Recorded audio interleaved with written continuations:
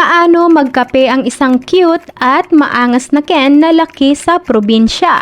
Napaka-cute at napakasarap nga naman talaga pagmasdan ni Ken habang nagkakape at tila nagmumuni-muni ito na parabang nasa labas lang ng bahay nila sa probinsya habang nakaupo at may hawak na tasa ng kape.